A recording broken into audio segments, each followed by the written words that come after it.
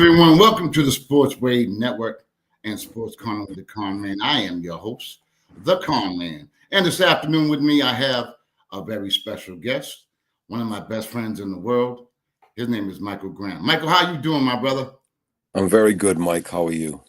I'm doing well. Mike, I wanted you on my show, first of all, to give you your flowers and let you know how proud I am of you. And for the folks that may or may not know about you, can you let the viewers know a little bit about your background, your grind, your journey?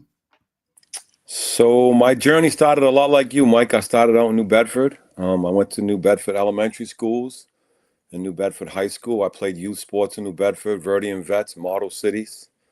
From there, I played at New Bedford High School. I did some football and some track, some basketball. I kept my nose to the grind in the school and class because to my mother, sports was good, but it was much more important to do your schoolwork. And education is something you could keep with you. She taught me how to read when I was 4 years old. So I Wow. grew up in the south end of New Bedford, and I was lucky enough as a senior at New Bedford High School to be offered multiple scholarships to play football and a few to run track. I originally chose to go to Wake Forest, but instead I went to Boston College with the advice of Keith Francis. God rest his soul. He told me, Mike, there's no other place to go. Go to Boston College. So that's a little bit about my sports journey. I'm retired from the Department of Corrections after 34 and a half years. Mike, you brought me into that job. And I was able to find some success in different areas there. And I've been retired now since 2021. And I've been coaching sports, high school and youth sports since 1984. Basketball, football, track and field. I'm currently coaching football at Tabor Academy. We're the best team in New England, in spite of my coaching. So, and I'm a basketball coach at Carver High School, and I raised my family, my sons, Mike and Marcus, my wife Roberta of 38 years almost. So that's a little bit about who I am and kind of what I've been doing. Now, Mike, one thing, let's backtrack a little bit. You hold, up until this day, matter of fact, I don't think anyone else can even break it, the 100-yard dash record at New Bedford High School. Is that correct? Yeah. So, yep, I do have the 100-yard dash record and the 50-yard dash record Oh, I didn't know because there's no more yards. Everybody runs in meters, so kind of that's a lock, right? Like talk about even a blind squirrel finds a nut. That was one for me. I'm memorialized in the gym in certain places when I refereed basketball or when I would bring my teams from Carver to play at New Bedford High. They got a big kick out of getting to see my name in there with the hundreds and thousands of others that are in there. So yeah, it's cool. Track, I probably was better in track and field. Speed was probably my superpower, but I didn't recognize that then. Like everybody else, I wanted to play the cool sports, football and basketball, but probably track and field was probably where I had a better chance to utilize my talent, in the long run. I guess I can't complain. My life has been fantastic, but, I didn't realize how important it was to be fast and how hard it is to people to be fast. So at that time, I took that for granted. Now, Mike, after you graduated high school, you said you accepted a scholarship to Boston College. What was that experience like?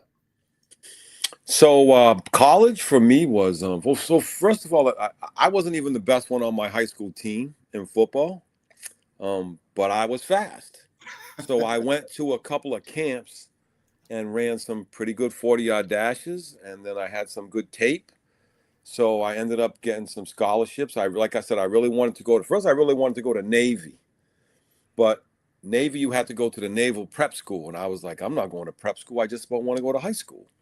So then I went on a few recruiting trips, and I really wanted to go to Wake Forest. And like I said, Keith Francis told me, why would you go to Wake Forest when you can go to Boston College? So I go to Boston College, and I was very shocked at how big and fast and strong everybody was. But I fit in a bit as a freshman because I was fast. So I got on the field every game as a freshman, and played against some really great teams. Got to play against Stanford and Pittsburgh and I believe Texas, and got to play on the field against one of my best friends. Dwayne Lopes was playing for UMass. Got to, he was on punt return, I was on punt, or vice versa, and we kind of were on the field together. And I got to play in all the games, and that was really good. But Boston College was humbling for me, in terms of everybody was good, so you had to stay on your game, and also academically. Although I thought I had done good in high school, college, you didn't get prepared for the STEMs. You didn't have the science and the math that you needed really to get there. So when I got there, it was hard. I had a lot of work to stay academically where I wanted to be, and I learned early on that, like, if anything else, I was going to graduate. Like, that's what my mom told me. She said, you can do two things. You can go into service, you can go to college, but your sister's already in the service, so I recommend you go to college. So as these people were coming to talk to me, my mother was saying yes to all of them. She was saying yes to Villanova and UMass and every coach that came in the door. Yep, he's going to go. Yep, he's going to go. So I think they might have been a bit confused. And through the recruiting experience, I learned even a little bit of racism, right? So Mm-hmm. the coach comes from University of Pennsylvania. I'm with one of my good teammates, Bruce Folkart. And the guy is talking to him, but he's not talking to me. And I really like the Ivy League. You know how I am, Conn. I like that academics, right? So I'm like, hey, I like the Ivy League. This sounds cool, right? And I come to find out he assumed my grades weren't that good to get in there. My grades were better than my teammate in the room. He assumed I was, and the coach must have told me, yeah, he lives in the projects. He lives in United Front. It lived just him and his mom. But Conn, we were about the books. So that part of college was different for me. And to be really honest, the last thing was I had never been around so many white people. Seriously, right? Like New Bedford, we kind of hung in our own group. And even in high school, you hung with your own folks. So when I got to college, I was with this team, and maybe there were, I don't know, 10, 12 black players out of 100. I'm not really black to them. They're wondering what I am. Who are you? What are you? I tell them I'm Cape Verdean. They're telling me I'm from the Caribbean. You met my friends. They're telling. Finally, I just said, yeah, I'm from the Caribbean. Or whatever. So college was culturally super enlightening for me, and it also made me realize that, like, probably for me, sports wasn't going to go further than college, even though I was playing right away, even though I was on the field. So it kind of made me kind of lock myself into school a bit. I really wanted to be a teacher. Didn't end up being a teacher, but I really locked myself into school without even knowing it. I got up and went to class. I wrote my papers. I was always kind of anal like that. So when other things happened in college that didn't allow me to play for a while or change the way I played, I was blessed to be with school. Like I said, God took care of me until I was smart enough to take care of myself, and that didn't happen until probably 10 or 15 years ago. So back then, I had an angel on my shoulder, and I didn't even know it. Now, Mike, you went to BC when they had some, I guess you would call heralded athletes. Can you go into a little bit of detail? I mean, because you went during an era where Boston College was the place to be. Well, actually, I went in the transition. So the year before I got there, they were 0-11.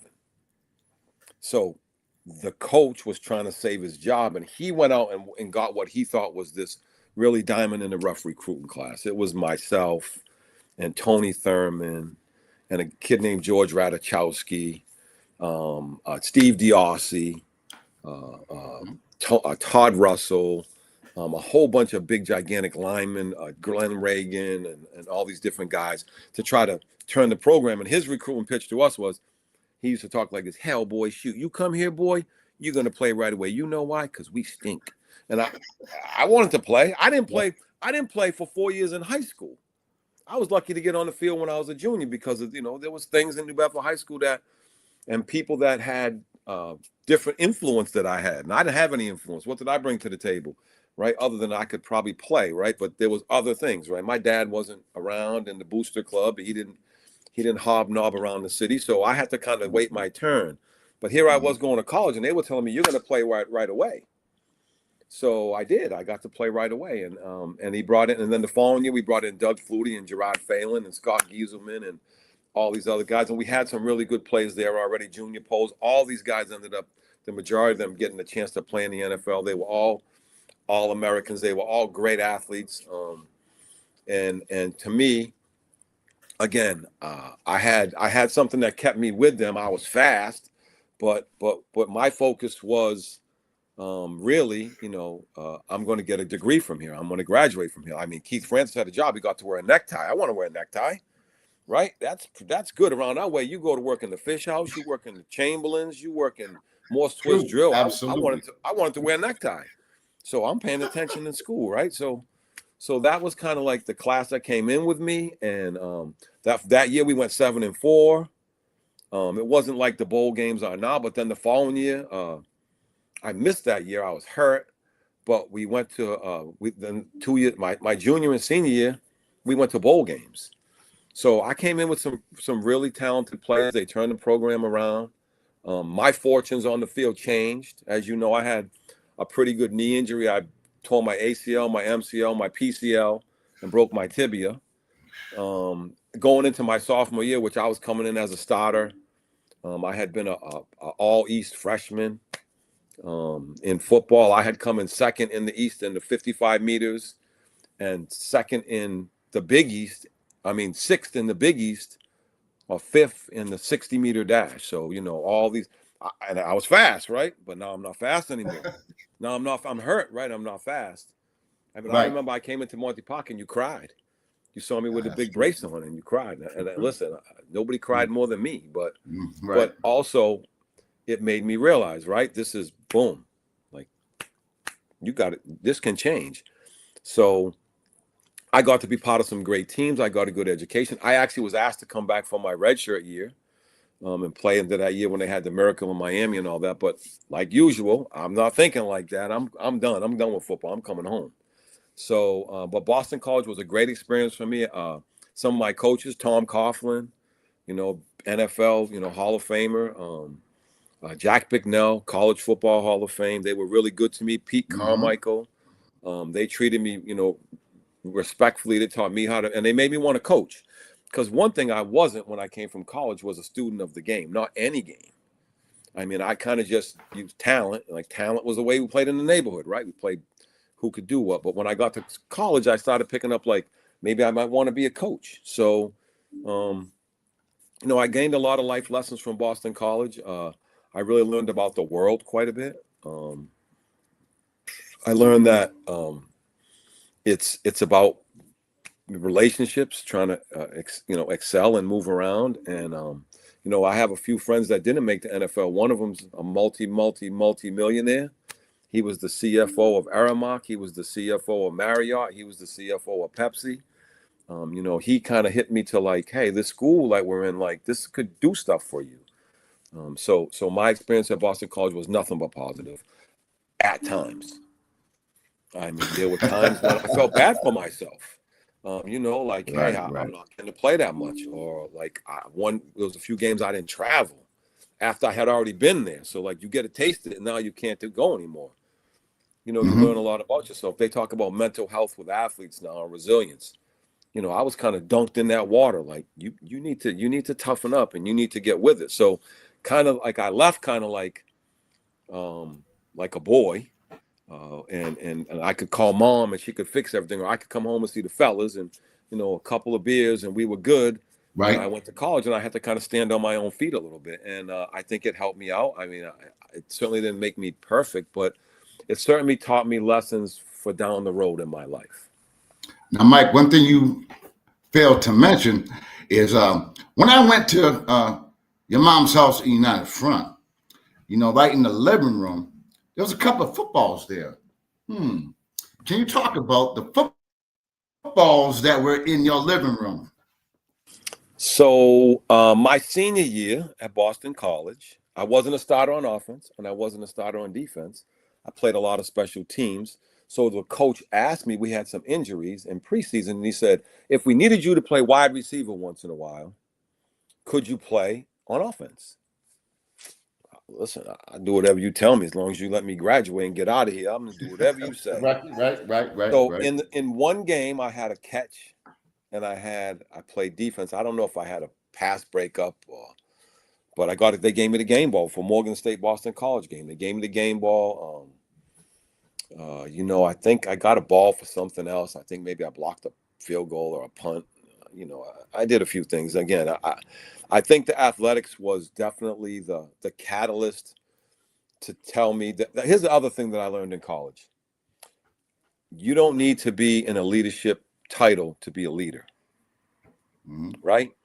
True. So I believe that I became an off the field leader. I often tell people jokingly, but I'm really serious. I'm probably one of the most popular guys who wasn't a star with all the former players. I mean, you've come to BC with me, like Doug Flutie sees me come sit down next to me, hangs out. Troy Stratford, NFL Rookie of the Year, Calvin Martin, All Pro, Dallas Cowboys, Tony Thurman, Bob Hope, All American. Those are my friends, because they were, and I think because they always knew I was a guy you could sit down and have a conversation with. If I had a sandwich, you could have half. If you were having problems, I'm with you. Mike Adams, NBA, all-time 3-point leader for a while. Dominic Presley, God rest his soul, that passed away. Those are all my guys. Those are all relationships I made in college. So, as I move forward in life, these guys are still my friends, just like you guys have been my friends for 50 years, maybe more, 55, right? So, again, that was something that I cherish those memories of on the field, but even off the field more. Because back then we were struggling, and you come up and we'd all chip in 50 cents and get a 12-pack of Meisterbrow, right? And think we were rolling. And then I would get us all into 9 Lansdowne. We would sneak in. So my boys were the bouncers, right? My guys were the bouncers, the big guys. So I would get in. So, I think I learned how to make relationships early. I think that I learned that there were things about myself I didn't like. And if I wanted to get better in the world, I would have to kind of push those things or get rid of those habits. And I think that Boston College was certainly a key part of that. And the few awards that I was able to get from there, a couple of rings, a few watches, it was good stuff, But certainly now I cherish the accomplishments of my kids, my grandkids, my former players, my current players, much more than I ever did of my own. Which, if you know me as a kid, I couldn't stop talking about myself. And now True. I don't like to talk about myself at all. And not because I'm some super humble guy, or not because I'm a child of Jesus or Christ, because that's just not where I'm at anymore. I've evolved. And again, I think the whole Boston College experience kind of started me on that path.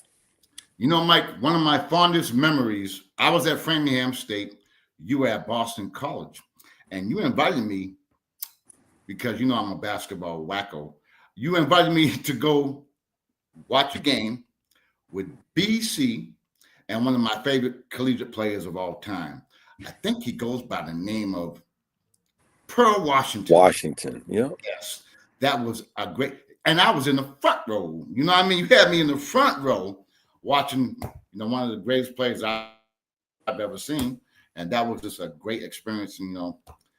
Well, again, that was part of the experience, Mike, right? That was part of the experience. Yes, I got to call my friends and say, hey, look, BC's playing Georgetown. You want to sit on the floor and see Pat Ewing? I can do that.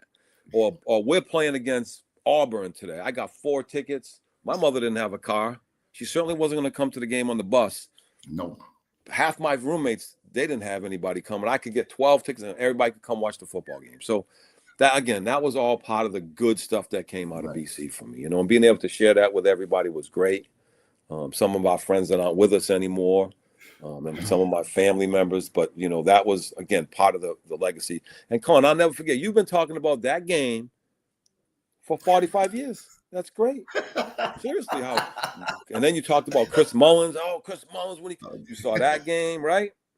So yeah, it was great. Like I said, and the friends that I made through sports at Boston College, I've maintained those friends. I mean, I don't speak to them as much as I speak to everybody else, but probably every couple months, we check in, talk, and I can tell you Mike Adams is living out in Maryland still, and he's not coaching anymore, but he's doing well. And like I said, Victor Crawford, Tony Thurman's retired from ATF, golfs every day and heads to Florida. Doug Flutie's living down in Florida now. So, you know, the BC experience was good. I mean, it was a big part of my life then.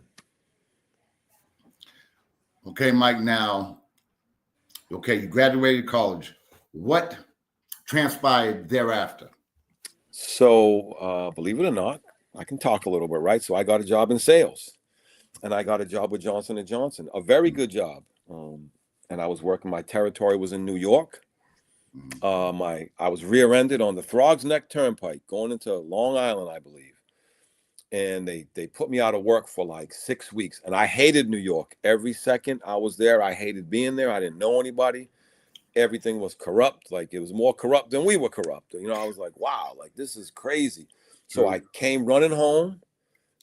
Again, you were working for a program called Jobs for Bay State Graduates. I was an education major, and I jumped in and did that. And immediately I started my coaching.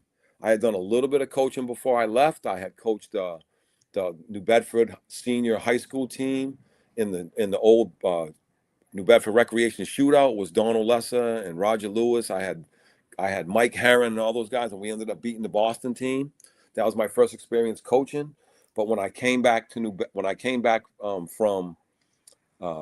New York, I was living in Plymouth at that time with my wife. We lived in Plymouth, that wife. And I started coaching. I started coaching basketball and track and field right away at Plymouth Carver High School. I coached soccer. That really became my passion to coach. You know, I was so blessed to grow up to have some men in my life that really took the time to want to help me. You know, Russell Montero and Bobby Grace and Peter Brito and Donald Lessa Sr. And then in high school, Coach McPherson and Coach Gardner, Mr. Johnson. You know, people that just took the time to like say, "Hey, Mike, you're okay, man. It's all right. You know, you're not the only one who has this stuff going on, and we want to help you." So I wanted to do that. And the first way I knew how to do it was through sports, because what else did I know? I was like still into like working out and playing ball in men's leagues all over the place. And so I decided to coach, and really that became my passion in 1984, and I'm still doing it in 2025.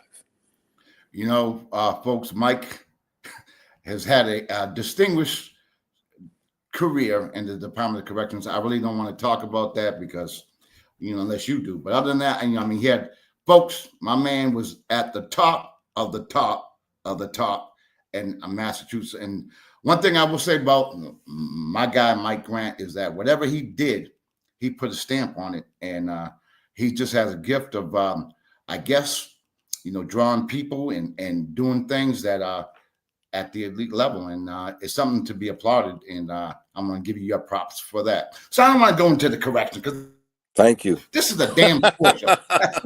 You know what I mean? I'm going to keep it real. This is a damn sports show. Okay, now, folks, again, Mike has been distinguished enough that he is probably one of the best high school basketball officials in the state of Massachusetts. How did you get involved becoming a basketball official when everyone thinks that you are football? So it was actually very much by accident. Peter Brito was my godfather. So, and you know, me and Eric, we ran tight for a long time.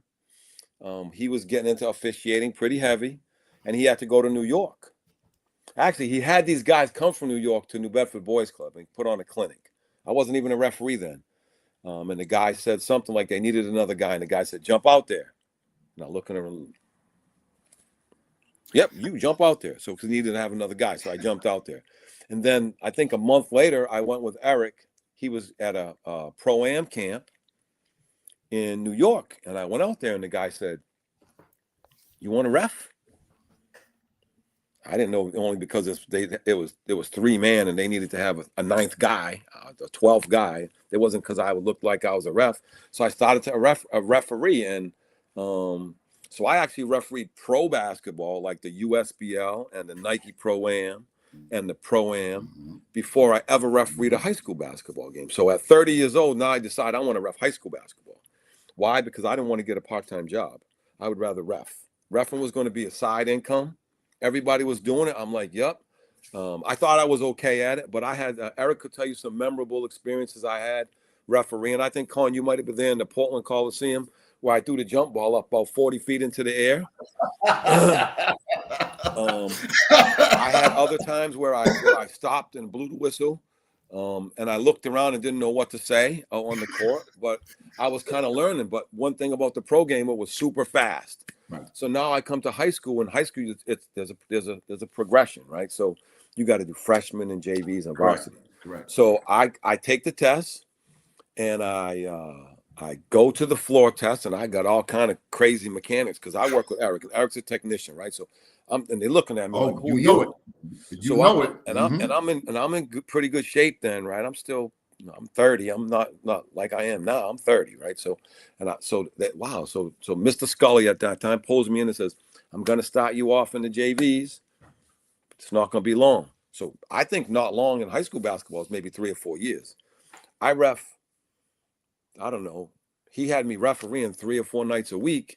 And then towards the end of the season, he gives me a varsity game. And then the beginning of the next season, he gives me the jamboree at Durfee. Skip Karam's refereeing, Farias from Lexington's refereeing. I throw Farias out of the jamboree because I throw him out, and I think my career's all done. And then,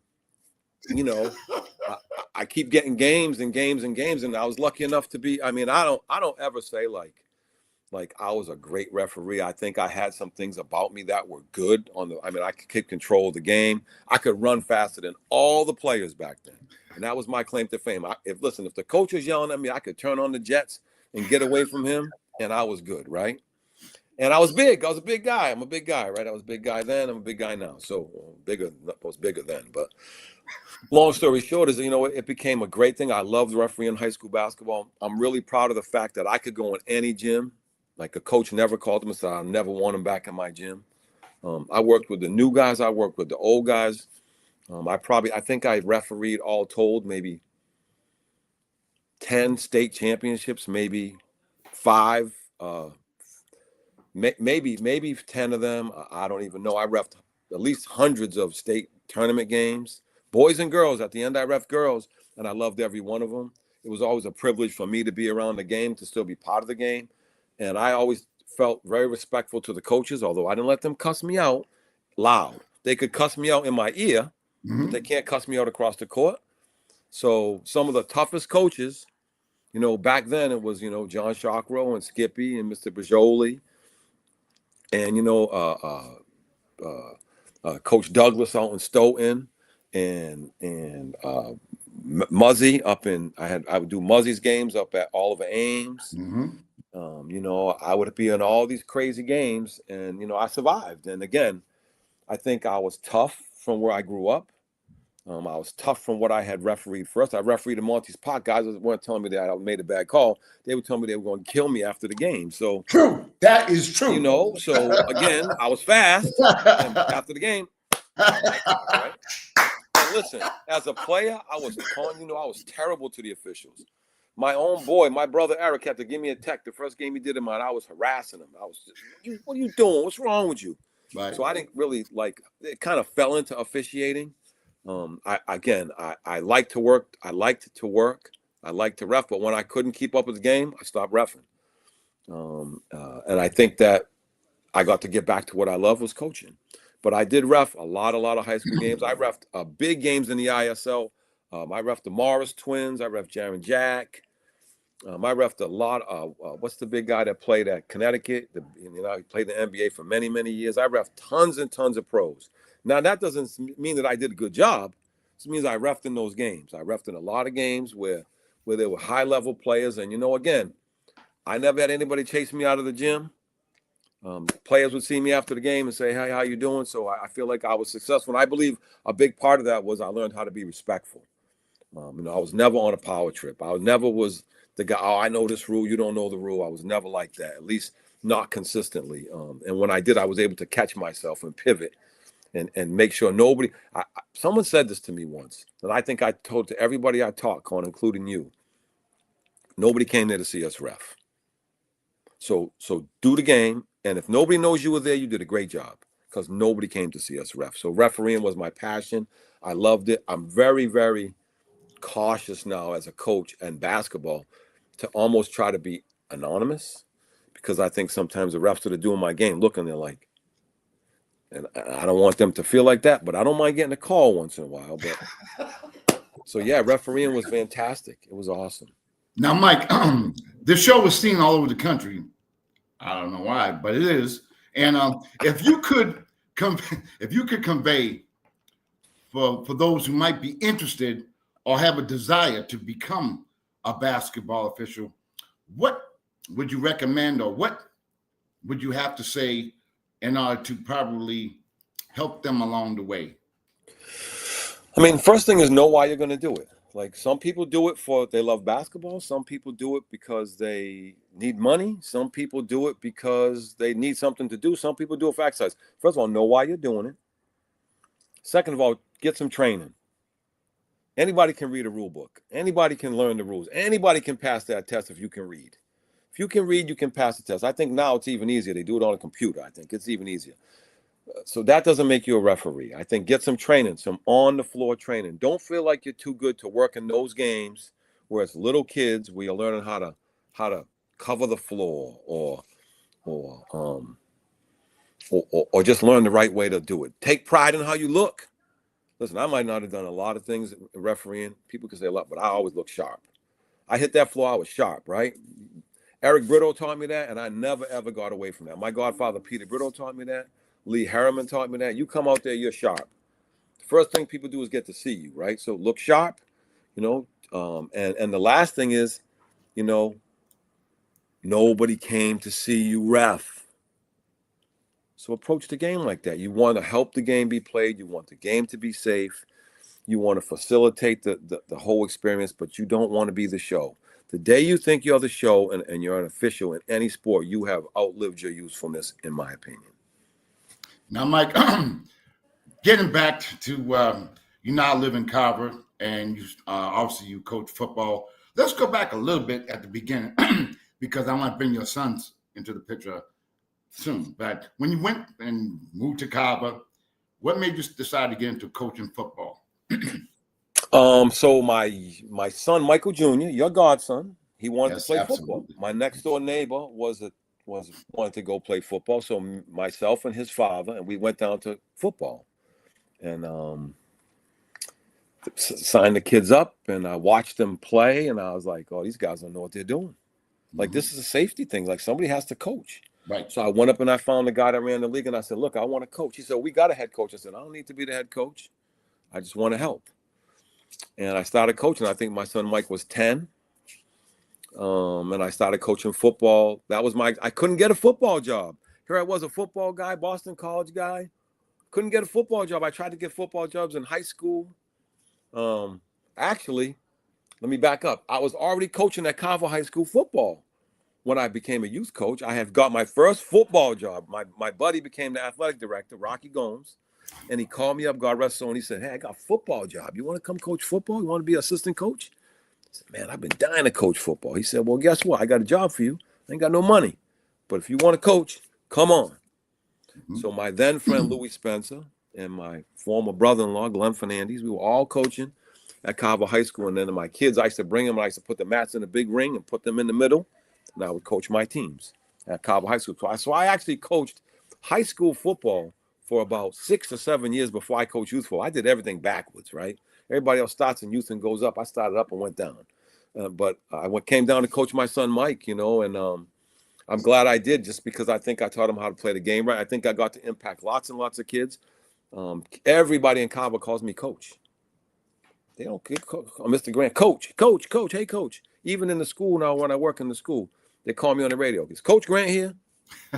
So I kind of stuck, but football was what I wanted to coach, and I think I taught my kids to know more about the game than I did. I played the game, but didn't really know about the game, didn't know about technique, didn't know about a work ethic. Working out for us, Conn, was, we get 6 beers and head down to the beach and run and then drink the 6 beers, right? So we didn't know. I didn't know.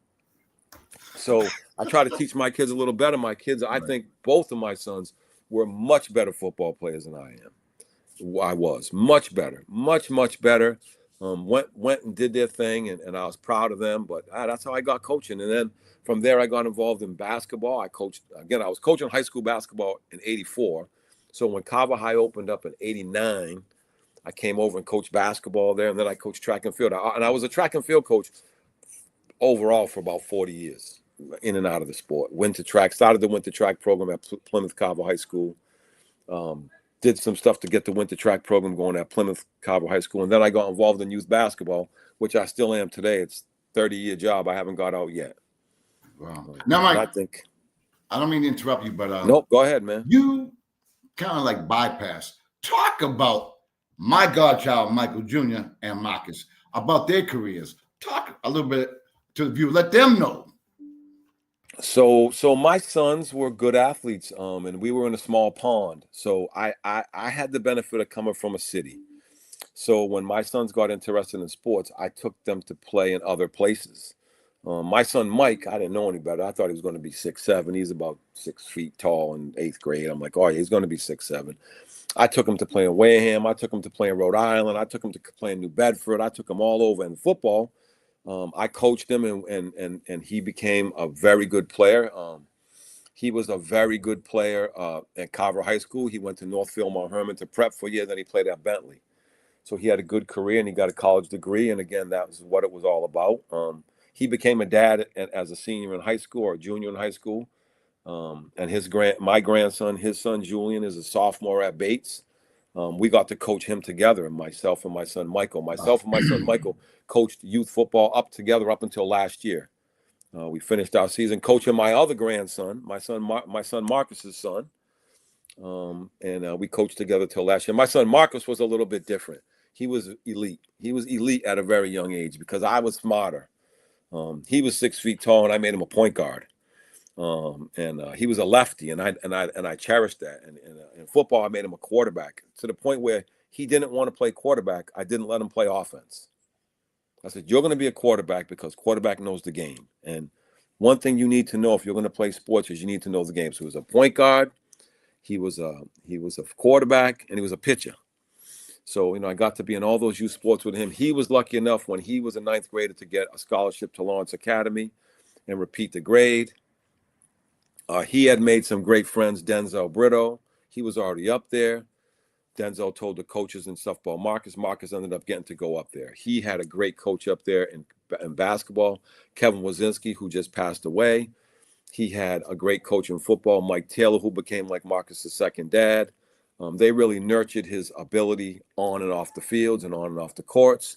Marcus got to play with some great players, Denzel Brito, Shabazz Napier, Darrell Bishop, Saki Ampham, just some really good kids. And Marcus was elite because he was very adaptable. So he went to Lawrence Academy to be a quarterback. He ended up being a safety right away and a cornerback. In football, he went up there to be a point guard. They made him a 3 and a 4.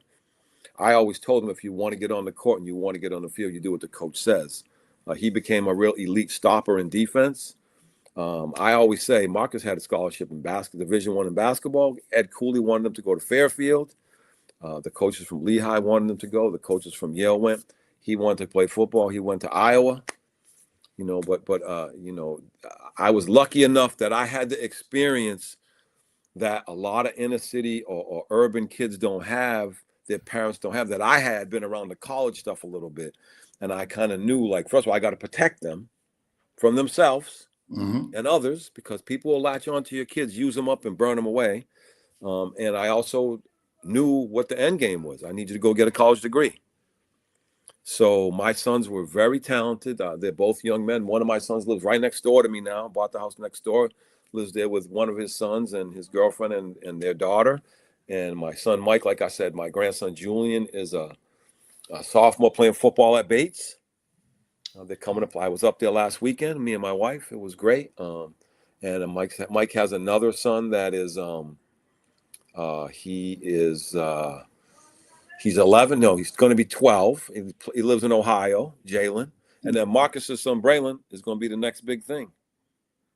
Mark my words. We might be the next big thing. He's pretty good, pretty special. Pretty special kid as a person. And already in that whole cycle of people want you to come and play for them or be with them. So now you got to kind of watch it for him, right? Because not everybody has good intentions. So yeah, so I've been lucky enough to coach my own kids and nurture my grandkids, but really to effectuate some goodwill through sports across a community where they don't see a lot of faces like mine, right? They don't. So like I want them to when they see me, or they want to give everybody equal opportunity to look and say, hey, you know what, this guy helped me out, or this guy was at least willing to let me play basketball. We scholarship half our program to play basketball here. You know, we've been able to do some really good things, but you know, Carver's my home. My wife brought me here because she knew if we stayed in New Bedford, I probably would self-destruct, and she was right. You know, we're a family that's you know, we stay together. We're pretty close. Like I said, Marcus lives in the store. Mike's building a house in the back. So we're together. We're around each. I told them they couldn't wait to get away from me, and now they can't wait to stay with me. Now, Mike, one thing I wanted to bring up, because again, you know, I've had a lot of coaches and a lot of former players on my show, and one thing I wanted to bring up and to get your idea on your take on it is the AAU process.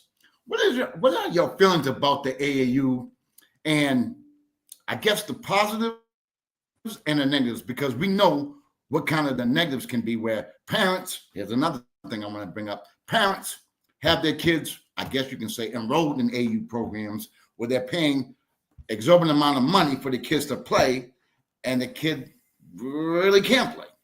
Or so listen, the pay-to-play mentality is fantastic if you just want your kid to play.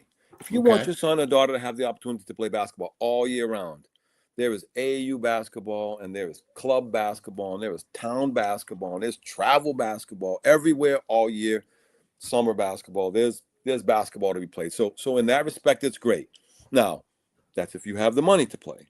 Mm-hmm. Now, AAU, somebody is making money on the other side of that program, right? So nobody should go into that process blind. So when they say, well, my kid was on the AAU team and he played this amount of, well, you paid. So that coach is not dumb. If they want to continue to get your money, they're going to continue to find a place where your son or daughter can play. That doesn't make them bad people. That makes them basketball entrepreneurs, right? That's what I say, basketball entrepreneurs. Now, playing AAU is not like it used to be, Mike. There was one team in southeastern Massachusetts and one team in Boston, and that was it. I was never on one of those teams. So, not that I was a basketball player. And I don't really know. I might know 2 or 3 people who were on those teams. Now there is the AAU basketball team every 5 minutes. And everybody will tell you, I'm doing it for the community. I'm training kids. Well, first of all, training them through what process? Like, what are you training them for? Like, in life, anything you do, you should have a progression of steps that reach to a goal. So you can say, listen, I have a proficiency at this skill.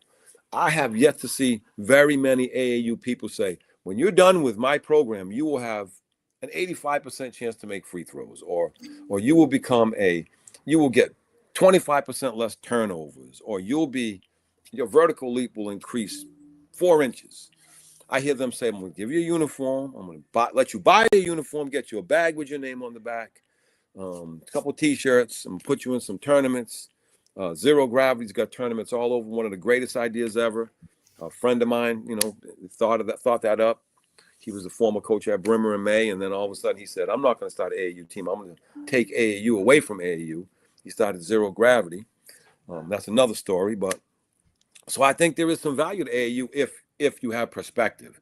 Now, again, my sons, one of them got to play on a team from Rhode Island that at that time was one of the 2 top teams in Rhode Island. He played for the Rhode Island Challenge. He played on the team with this guy named Joe Mazzulla. He was on his team. And Joe was like the celebrity play. He would show up when he could show up, and he would do his thing. My son Mike was, he was starting, but he wasn't that guy. But, we had a star, and it was back then. My son Marcus had a different experience. He played for BABC. He played U14, U15, U16, U17 when he was 14. And then he played for Metro Boston. Another, all sponsored teams, didn't cost me 1 penny. Wow. Didn't cost me 1 penny. My son flew to Las Vegas, Virginia, California, wherever he went, didn't cost me a penny. He was good. The good players draw the other players into the programs to pay, except BABC and teams like that. They're just basketball playing. We're just playing. People aren't paying to be with those teams. At least they didn't used to be. Right. Or Metro Boston or teams like that. Now, listen, we have some top flight programs. One of our good friends runs probably one of the best programs in the country, Expressions. Expressions is elite basketball players playing at elite levels, but they also have teams that aren't playing at elite levels. So basketball has become layered into different tiers of talent. And again, it's basketball entrepreneurship, and I'm not mad at people for doing that. I just think that parents need to have perspective that you're paying for them to play. So why are you so surprised when they play? They're being paid. You're paying for them to play, right? If you paid for them to have school lunch and they showed up every day and couldn't have lunch, you'd be like, where's their lunch? So if you're paying for them to play and they play, why are you so shocked? My son's playing. They're supposed to play. You paid for them to play. Now, Mike, another thing I want to bring up before we go, and of course, again, I want to thank you for coming on my show. Last week, a week and a half ago, I had Dr. Heather Larkin on my show, and she was tremendous. And she spoke about mental health and mindset performance.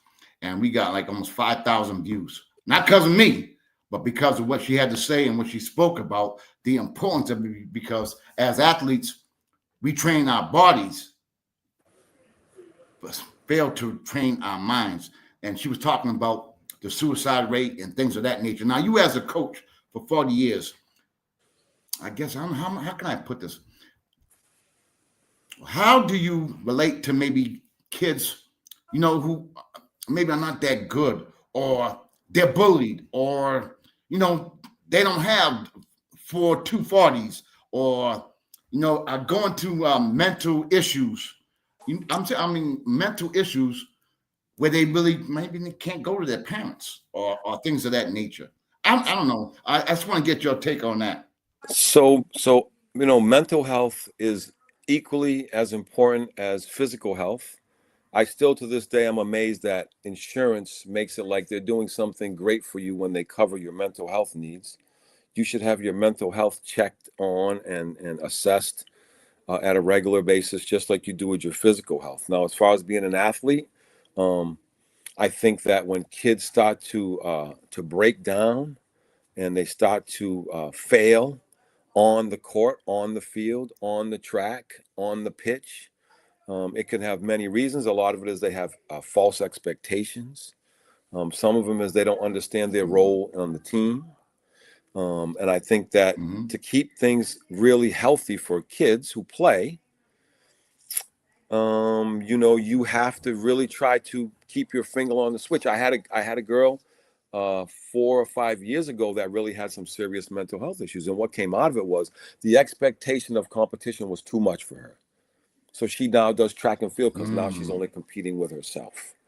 But the inter-team stuff was a lot. And I really believe that mental health, we need to address it, but we don't need to let it become a crutch. We need to address it like we address everything else. Train your mind, train your body, right? You can train your mind for free. You can go to church. You can train your body for free, right? You can join a team and exercise.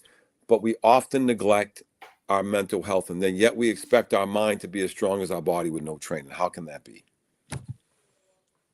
And with athletes now, I mean, look at you've seen Ben Johnson, right?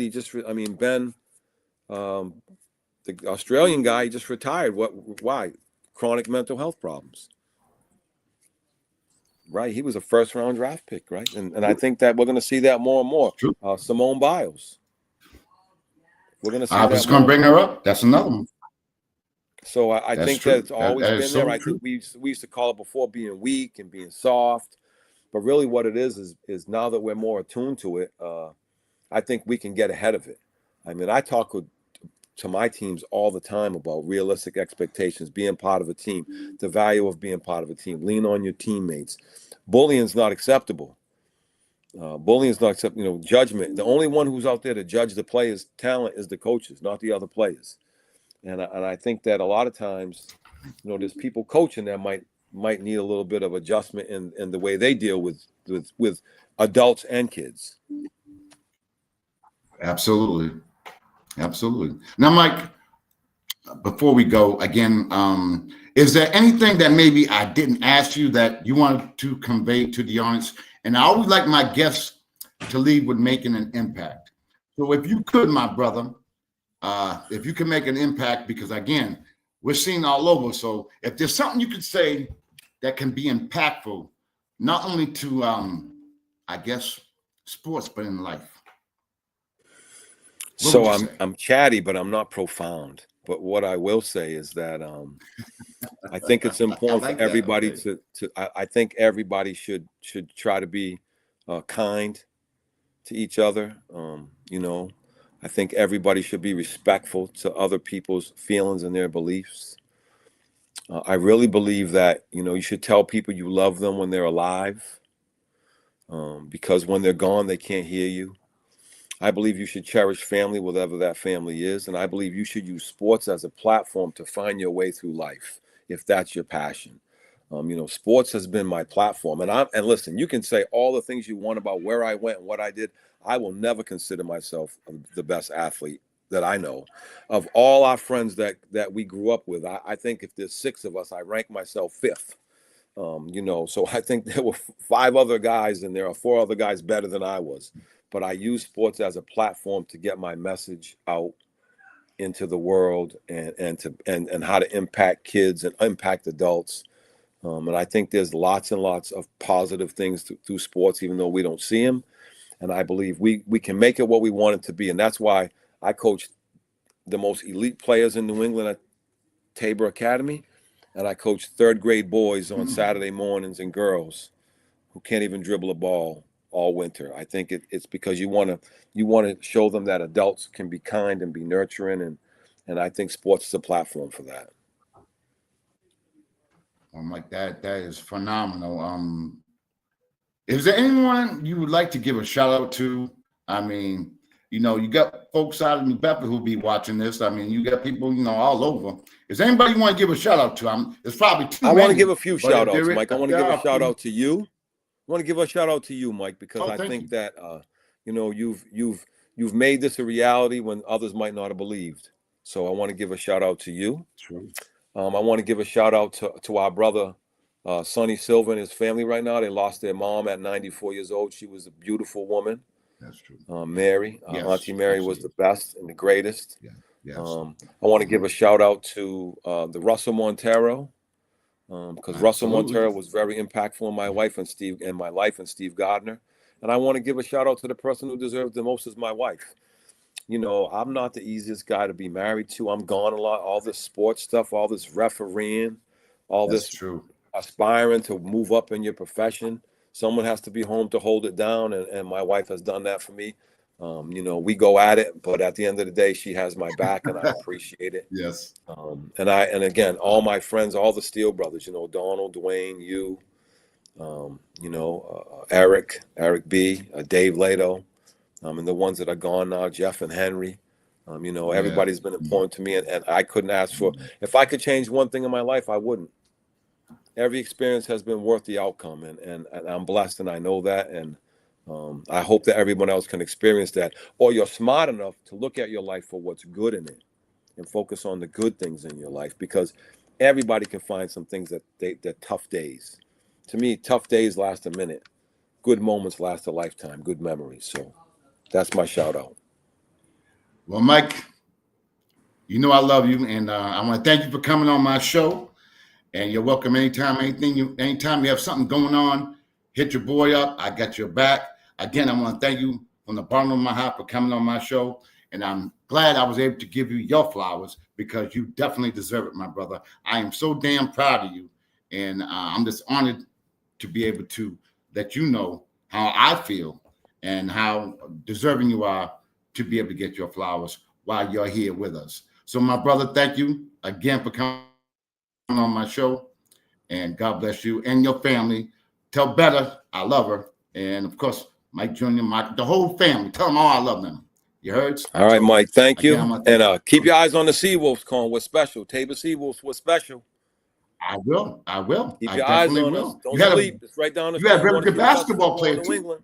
Yep. You want Okay, to see the I'll be best checking football out. in New England? Come down the road. We're there. All right. Thank Actually, you, I my got a brother. basketball player playing football. All right. We'll see you. I love you, All man. right. Peace. I love you, my man. Thank you I so much. appreciate you. Peace out, my brother.